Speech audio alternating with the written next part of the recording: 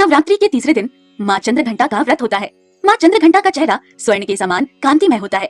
माँ के मुखमंडल पर सूर्य जैसी आभा होती है और माँ के सिर पर आधा चंद्रमा सुशोभित होता है। वो ऐसा लगता है जैसे कि मंदिर का घंटा हो, इसलिए माँ का नाम चंद्रघंटा पड़ा। माँ चंद्रघंटा ने हजारों वर्ष पूर्व एक ऐसे राक्षस का वध किया जिसको स्वयं भगवान भी नहीं मार सकते थे। एक बार की बात है, महिषासुर नामक राक्षस हुआ करता था। एक बार देवता और असुरों में युद्ध होता है। असुरों का राजा महिषासुर और देवताओं के राजा इंद्र थे। लगातार कई वर्षों तक युद्ध चलता रहा और अंत में महिषासुर इंद्रदेव को हराकर स्वर्ग पर अपना आधिपत्य कर लेता है। इंद्रदेव को अपना राज्य छोड़कर जाना पड़ा। वो और उसके सब देवता गंधर्व भगवान विष्णु, भगवान शिव और ब्रह्मदेव के पास जाकर प्रार्थना करते हैं। हे प्रभु ब्रह्मा, विष्णु, महेश, वर्षों से महिषासुर के साथ स्वर्ग की रक्षा करते करते अंत में हम महिषासुर से पराजित हो ही गए हैं। उसने स्वर्ग को हथिया लिया है। हे भगवान, हम देवता धरती पर विचरण करने के लिए विवश हो गए हैं। नाथ, हमारी रक्षा करें।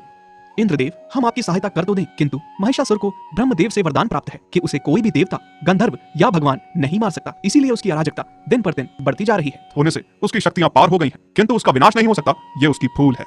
हे भगवान, उसकी कठिन तपस्या देखने के बाद मैंने उसे वरदान दिया था, किंतु उसने इसका गलत प्रयोग कर अपनी मृत्यु को स्वयं बुलावा दिया है। तभी तीनों देवता अपने अंदर से एक ऊर्जा उत्पन्न करते हैं और समस्त देवतागण भी अपनी शक्तियां उस ऊर्जा में समाहित कर देते हैं, जिससे शक्ति का रूप लिए माँ चंद्रघंटा प्रकट होती हैं। भगवान विष्णु उन्हें अपना चक्र प्रदान करते हैं, भगवान शिव अपना त्रिशूल देते हैं, इंद्र अपना अस्त्र व्रज उन्हें प्रदान करते हैं तथा ऐरावत के गले में बंधी हुई घंटी उनके माथे पर लगा देते हैं, जिससे उनका नाम चंद्रघंटा पड़ा। माँ चंद्रघंटा भगवान महादेव को प्रणाम करती है।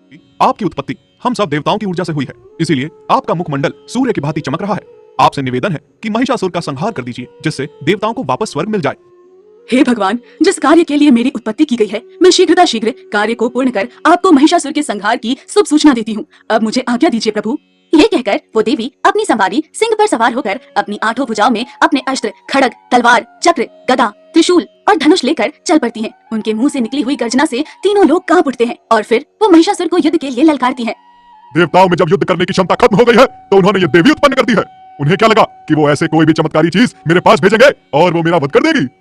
किंतु जिस तरह महिषासुर सोच रहा था, उसका बिल्कुल विपरीत होता है। माता चंद्रघंटा उसके भेजे गए सभी असुरों का संहार कर देती है। उसके बाद महिषासुर अपने अधीन बड़े बड़े राक्षस और दानवों को माँ चंद्रघंटा से लड़ने के लिए भेजता है। वहाँ पर भी माँ चंद्रघंटा सब राक्षस और दानवों का वध कर महिषासुर को युद्ध के लिए ललकारती है।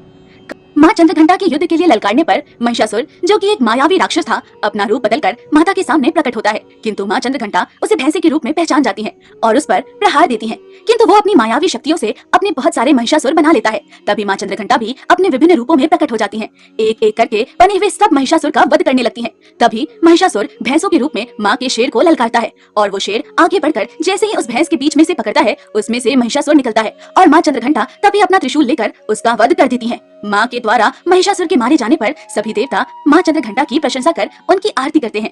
माँ चंद्रघंटा अपने आप में बहुत शक्तिशाली थी,